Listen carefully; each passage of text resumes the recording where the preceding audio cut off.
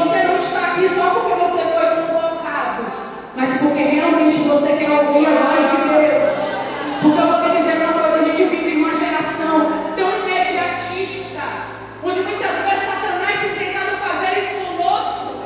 Quando a gente dobra os nossos joelhos e alguns passam 1, 2 horas em oração, parece que a gente está perdendo tempo, pastor. Parece que aquele tempo que a gente está em oração, a gente poderia estar visitando alguém, a gente poderia estar ganhando alguma alma, mas o Espírito do Senhor falou no meu coração: quanto mais investimos tempos em Deus, mais resultados teremos. E aquilo que duraria anos para a gente viver, Deus começa a antecipar. Diga para o seu irmão assim: é tempo de você gastar dinheiro, tempo e formação na sua vida espiritual. É tempo de você investir um pouco mais. Deus falava comigo sobre esses sinais. E toda unção antecede parcerias. Eu nunca vi Deus levantar alguém sem que tenha um tipo de discipulado ou de parceria. Deus levanta Josué, mas coloca Moisés na vida dele. Deus vai levantar um Timóteo, mas vai levantar um Paulo. Então toda unção vem através de parcerias. E sabe aquilo que o Senhor dizia no meu coração para essa igreja?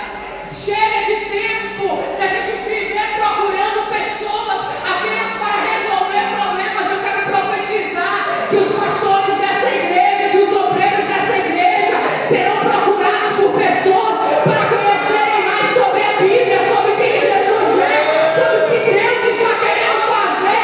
Chega de batermos em algumas portas para dizer: minha luta, minha casa, meu marido. Não, o Senhor estava dizendo ao meu coração: é tempo de mantermos parcerias em Deus, para que essa unção, irmãos, possa ser consolidada no Senhor. A Bíblia é tão poderosa e eu fiquei maravilhada quando Deus falou isso comigo. Porque uma das coisas que Deus está construindo no meu coração, e o pastor Sérgio, ele antecipou a minha fala aqui, e ele disse que as bênçãos virão sobre nós e nos alcançarão. E Deus falava exatamente isso comigo: a palavra sabe onde nos achar. Semana passada eu vivi uma experiência. Nós temos um período de oração na igreja, e toda terça, de 6 às 7 da manhã, nós estamos ali. E naquela terça eu acordei atrasada, encaixa exatamente dentro disso aqui. 10 para 6 da manhã eu acordei, fiquei naquela coisa: vou, não vou, sabe, aquele cansaço.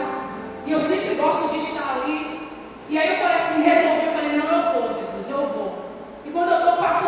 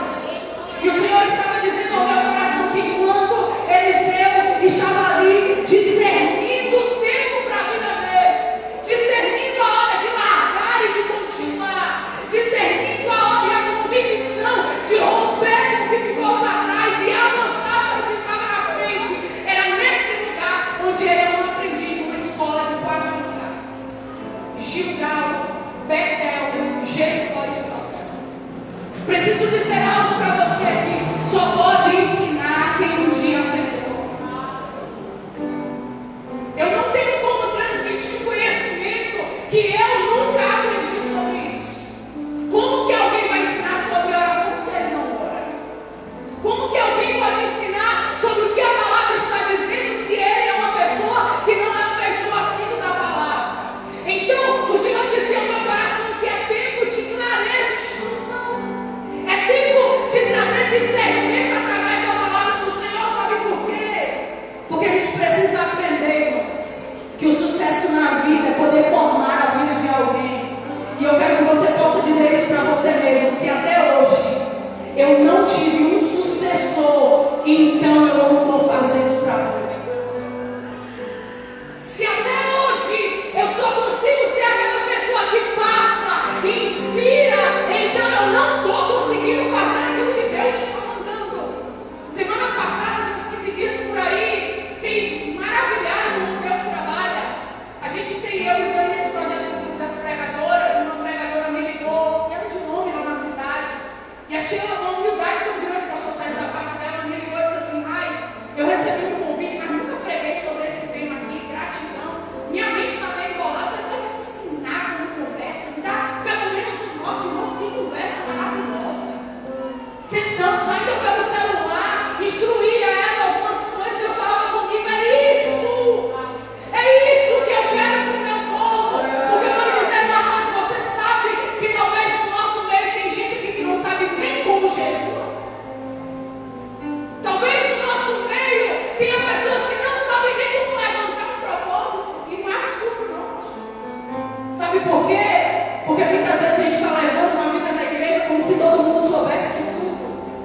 E é engraçado, a gente pregador cometemos muitas vezes essas falhas, né?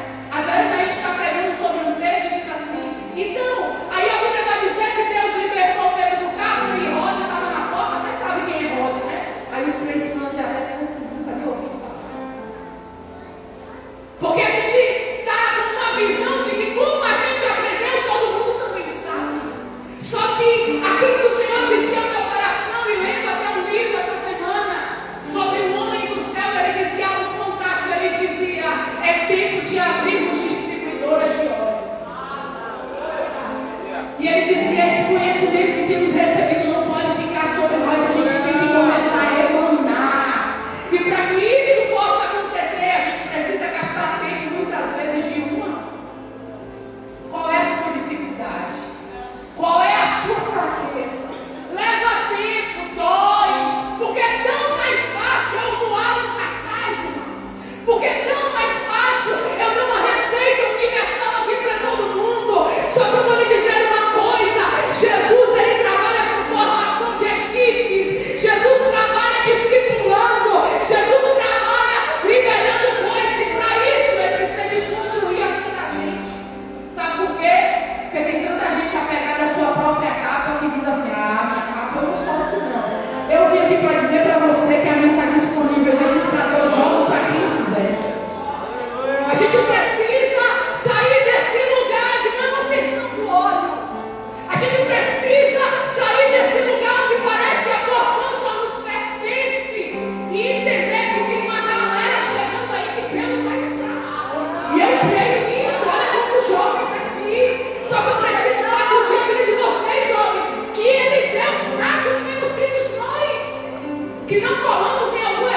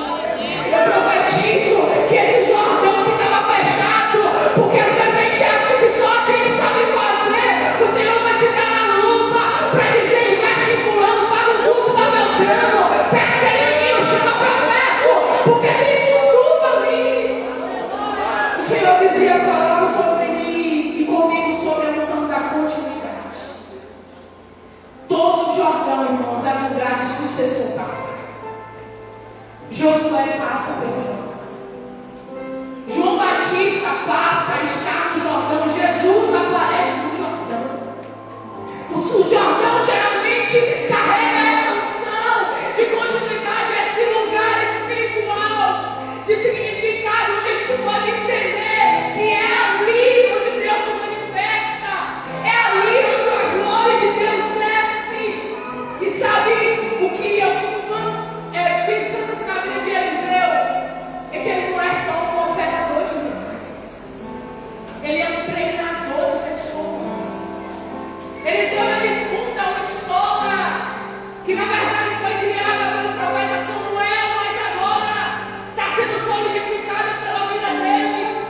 E ele vai levar o povo para um lugar perto de um rio, e os jovens estão trabalhando, e o ferro de cai na água. Assim não é esse. Ele não vai dizer para o menino: você errou. Ele não vai acusar o menino, ele vai dar a direção para o menino e dizer: faz isso e vai dar certo. Ele é aquele que pega o bordão dele, entrega na mão de Geazi e diz: vai lá, Geazi, coloca sobre o menino. Ele ensina. E sabe uma pergunta confrontadora que eu digo para mim e para você? Será que a multidão que está aqui hoje está nos nossos cultos de ensino?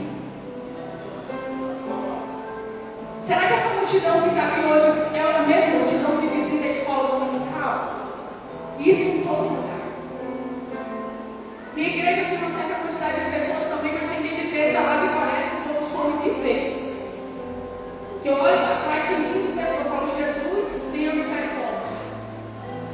E o Senhor dizia no meu coração: sabe por que muitas vezes a gente transfere a culpa para os outros, dizendo: o povo não quer aprender, o povo não gosta de culto de ensino, porque nós não estamos dispostos a entender, irmãos, que muitas vezes todos esses assuntos precisam passar por uma revitalização.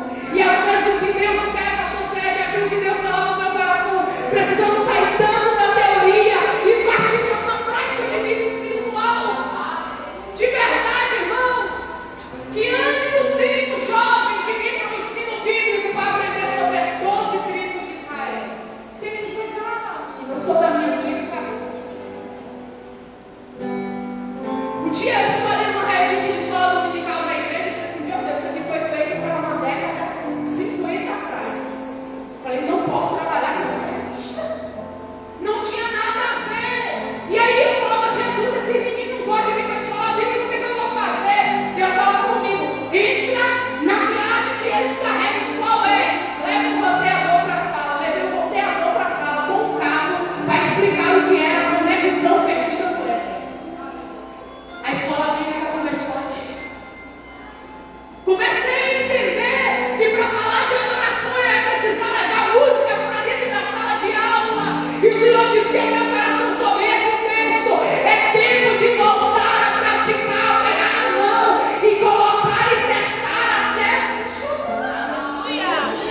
Porque eu sei que gente negra e gente tem em todo lugar, mas muitas vezes as nossas ferramentas já estão ultrapassadas. A gente não quer reciclar. E a gente para pensar e é tão mais fácil olhar e dizer: não está dando certo, é o dia do culto, vou marcar outro horário. Não, não é isso. A gente precisa voltar a aguçar a fome do povo. E o que é que instrui a fome do povo em relação à palavra? Sempre digo isso: gente gosta de saber da vida dos outros. Isso em qualquer lugar. Então vamos colocar alguns temas chamativos para criar dúvida na mente, para que eles possam ser atraídos como a isca está. A gente precisa reciclar algumas coisas. Deus falava comigo: o templo e a escola de profetas de Eliseu não era para ensinar a fazer, era uma escola de transmissão de cultura, era uma escola de transmissão de valores. Ele estava formando novos profetas ali. A vida de homens que marcariam épocas e gerações. E sabe qual é o grande problema das nossas igrejas? E a gente não pode sair daqui decidindo com vocação desse jeito. A gente está formando muito herdeiro e não está formando sucessor. O herdeiro pode ser inconsequente, sem qualquer tipo de habilidade, diversas ordens, mas se ele é o herdeiro legal, ele recebe. Só que para ser sucessor, tem que ter competência, tem que ter habilidade. O herdeiro, que era o filho pródigo, perde tudo porque ele só era um herdeiro. Mas o Senhor falava no meu coração: é tempo da gente começar a fazer sucessores. E vou lhe dizer uma coisa: não é depois converto da beira da morte, não. Tem gente que está no último suspiro e precisa levantar alguém. Eu vou usar a figura dele aqui nessa noite, porque é a representação aqui da igreja. Que Deus guarda o pastor Sérgio, mas imagine que hoje o pastor Sérgio Nunes recebemos a notícia agora. Quem seria o novo pastor da igreja? Interrogações. A pergunta que o Espírito Santo fazia ao meu coração: todos os cargos que vocês têm aqui hoje, se faltar essa pessoa, ela já ensinou outra a fazer? Porque se tem uma coisa que o Espírito Santo tem ministrado nesses últimos dias, nós não podemos ficar reféns de ninguém. Não podemos ficar reféns de dizer: só fulano sabe, só ele mexe com isso. Não. O Senhor dizia ao meu coração: prepare pelo menos 2 ou 3 que saibam várias coisas, e ferramenta na casa é lugar de trabalho. É o Senhor olhando para nós e dizendo: vocês precisam investir um pouco mais em recursos, não em pessoas. Para isso é necessário a gente ter que sentar em algumas casas. Para isso é necessário a gente ter que muitas vezes marcar alguns horários fora do culto. Para isso é necessário muitas vezes uma ligação acontecer de tipo: você pode vir aqui em casa, e a sede e gerando também no nosso coração. Deus falava comigo: Eliseu é um treinador que transmite quando passa. A Bíblia diz que só ele passar uma mulher orientação do santo homem de Deus. Tem algo diferente ali. Mas mais do que isso, e essa é a palavra que Deus trazia ao meu coração. A Bíblia vai dizer que Eliseu mesmo, se eu preciso dizer isso para líderes que estão aqui, não espere adoecer para pegar na mão de ninguém. A Bíblia diz que o rei Jeoás vai procurar Eliseu, e ele está doente, mas não está morto, porque a palavra de Deus ainda estava sobre a boca dele.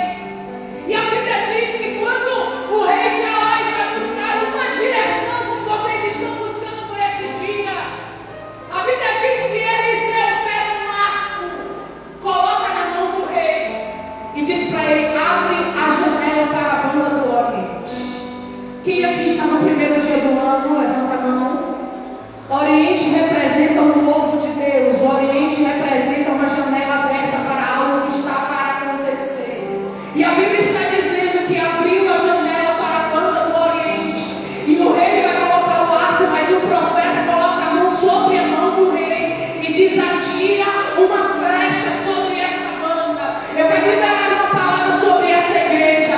Deus vai colocar as nossas mãos sobre as mãos de alguém, para quando ele pensar assim: eu vou fazer desse jeito, a mão profética será colocada e dizer: direciona para esse lado, direciona desse jeito. Deus quer levantar líderes nessa igreja que possam pegar na mão de alguém, ensinar como fazer, entregar a flecha e dizer: agora tira e vê o que acontece. Foi no Éden que foi plantada o jardim para o lado oriental. Foi do lado oriental que Ezequiel recebeu as revelações na porta do templo. Queridos, todas as vezes que a Bíblia está falando sobre o Oriente, está dando margem a gente para um novo tempo. Só que eu estou concluindo a mensagem para dizer algo para você. No meio desse tipo de formação que Deus quer fazer, a Bíblia vai dizer que a entrada do ano, e o texto é claro. Abra comigo 2 Reis, capítulo 13, verso 20 e verso 21. 2 Reis, capítulo 13, verso 20 e verso 21. Oh, aleluia, Jesus.